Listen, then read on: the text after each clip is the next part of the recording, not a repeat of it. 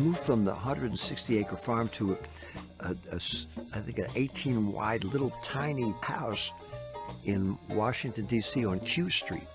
We were living in proximity with people of color, and I was surrounded by all this fantastic music day and night. And when I was about to turn 13, I went to a party for kids that had someone named Louis Brown, who was playing with his band at this kids' party. In Duke Ellington's book, Music is My Mistress, he mentions Louis Brown as one of his mentors. This was 1942, and Louis Brown then was in the 70s. And he took a liking to me, and he invited me to come and play at the Elks Club. Then I was playing with Mr. Brown, and everybody started cheering, and he yelled out, "That's my son!" And everybody cracked up. A moment came when he was 24 that defined his career, though he didn't know it. Charles Mingus asked him to join his band. David told him he was going to college. "You'll learn more with me," Mingus said. I was in the GI Bill studying composition at Manhattan School and playing with Mingus and working part-time in the post office. And Willie Jones introduced me to Thelonious. He said, he digs your horn playing. I almost fainted.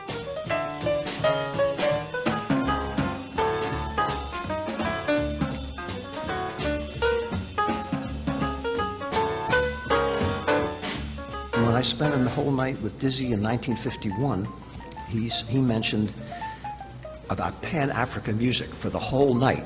Now, I didn't even know what Pan-African music was, and he told me the whole diaspora of African peoples around the world and how all the musics that they created was left in those places where they were, and musics that they took with them in their travels they brought to other places, and how this arrived finally on this continent in Latin America, and a different group from Africa that came had a different kind of music that dictates what we have as Latin and Afro-Cuban music, and a different style of drumming came to the United States. And these are all things that, in 1951, none of us knew about. Went to Thelonious Monk's house all the time, which was my PhD education after dropping out of Manhattan School of Music. I mean, we used to have jam sessions at Ken Karp's house in 55 with Clifford Brown, bless his heart, when he was still with us, and Monk, and all these musicians who would come and play just for fun and let us young guys be part of that.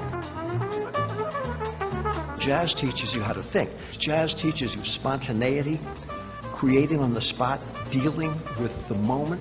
Charlie Parker said, "Now is the time," which is the philosophy that Jack Kerouac believed in so much, and we all did. Eerie golden desert of Evenfall, great image of God with forefinger pointed straight at me, through halos and rolls and gold folds that were like the existence of the gleaming spear in his right hand, which saith, "Come on, boy, go thou across the ground. Go moan for man. Go moan. Go groan. Go groan alone. Go roll your bones alone."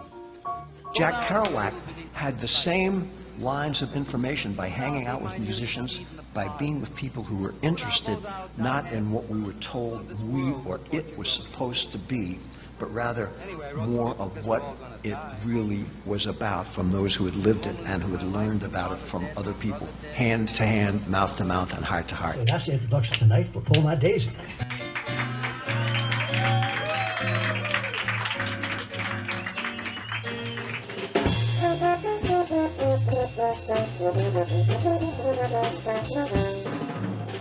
When Jack saw the final version, based on his story, he was able to make this extraordinary spontaneous narration, which actually shows what it was like to hang out with Jack Kerouac, and you get to see all of us as we really were.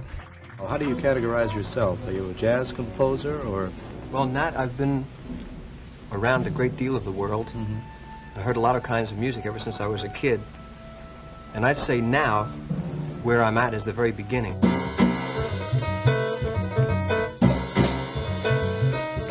When you've got Frank Sinatra and Pete Seeger in your press kit, Leonard Bernstein and Willie Nelson, when your resume includes Charles Mingus and the Pennsylvania Opera, Woody Fest and Hollywood, you are a different kind of cat. As his reputation for eclecticism grew, authors came to write Broadway scores and operas, soundtracks, and orchestral pieces.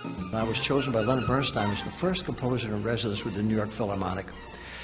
And I was interviewed, and I mentioned the fact that my influences were Bach and Brahms and Beethoven and Berlioz and Bartok and George Gershwin. Some of the people at the Lincoln Center, this was 43 years ago now, I guess, were horrified, and they said, well, how can you equate barroom entertainment with the treasures of European culture? And I said, very simply, what they have in common is purity of intent and an exquisite choice of notes.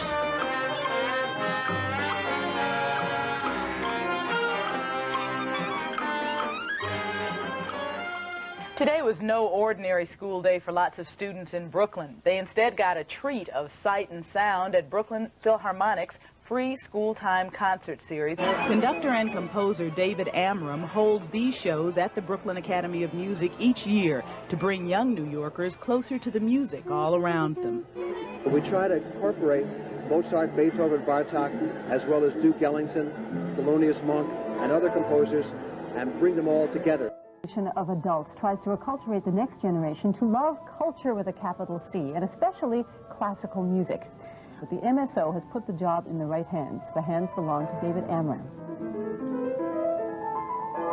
Are you preaching to the converted, or are these kids who have to be dragged here kicking and screaming and then go home pleasantly surprised? I think all kids today have an interest in music because we're surrounded by music. When you can see and hear 90 or 100 fantastic musicians, all great individualists, all great soloists in their own right, doing something together, that is the most wonderful feeling in the world.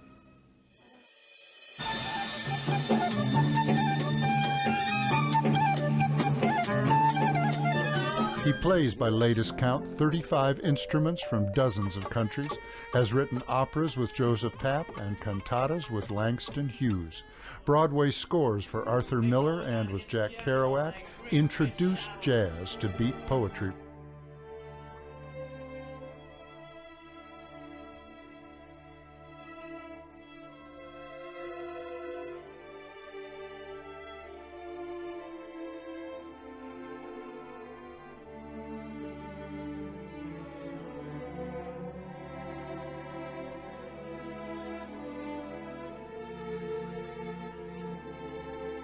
You can do it. If you work hard, you love what you're doing, you have purity of intent, and you really care, something will be good from what you do. Devote your whole life to it. Try for it, go for it, look for the beautiful part, look for the diamonds in the sidewalk.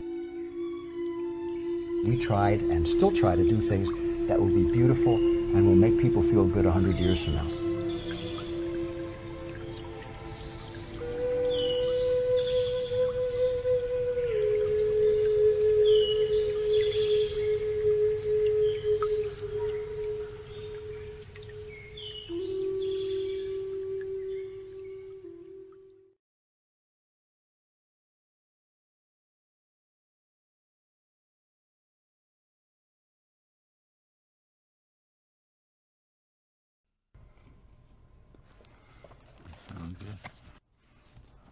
This one is, it's really a train poem. Uh-huh.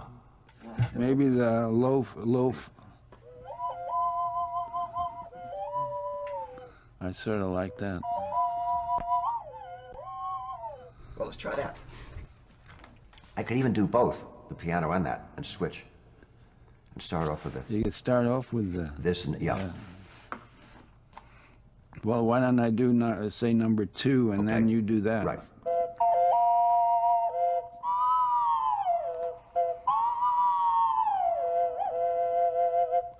Then you start, and then in the middle I'll go... towards the middle, I'll play something. Because the train is going along. Right. Okay? Okay. Number 2.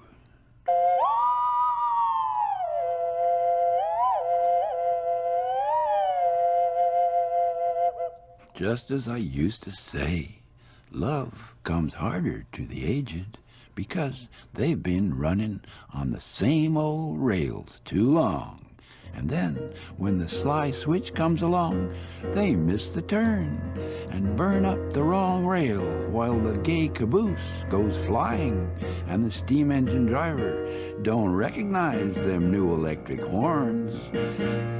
And the aged run out on the rusty spur, which ends up in the dead grass, where the rusty tin cans and bed springs and old razor blades and moldy mattresses lie. And the rail breaks off dead right there, though the ties go on a while, and the aged say to themselves, "Well, this must be the place we were supposed to lie down." And they do. While the bright saloon careens along a way on a high hilltop, its windows full of blue sky and lovers with flowers, their long hair streaming, and all of them laughing and waving and whispering to each other and looking out and wondering what that graveyard where the rails end is.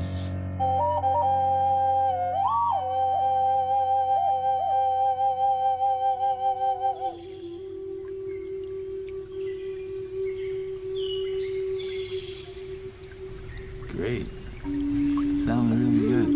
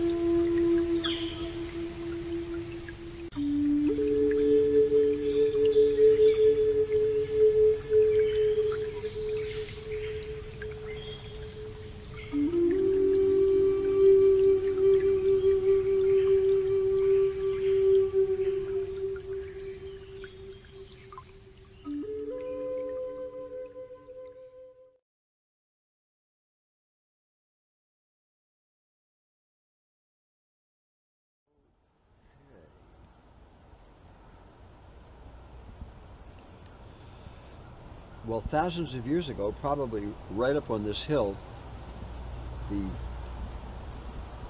native people, American Indian people, Wappingers and other tribes, nations, were playing flutes similar to this. This is a cording flute, a Lakota or Sioux cording flute called the shiho, made out of cedar and shaped in the form of a duck flute. And it was used to court young women. The man would come and play a flute.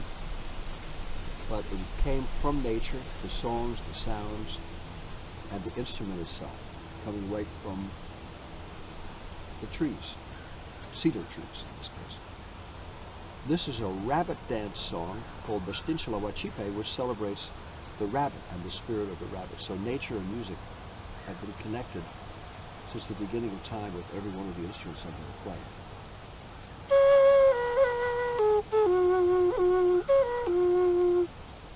And here's the song.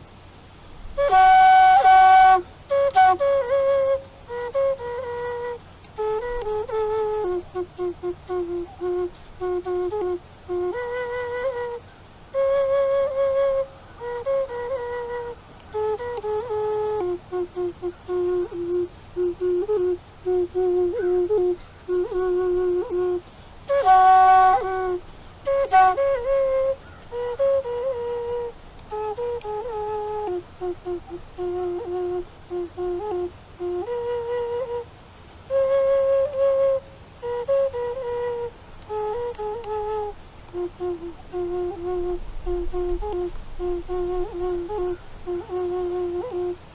the vocal part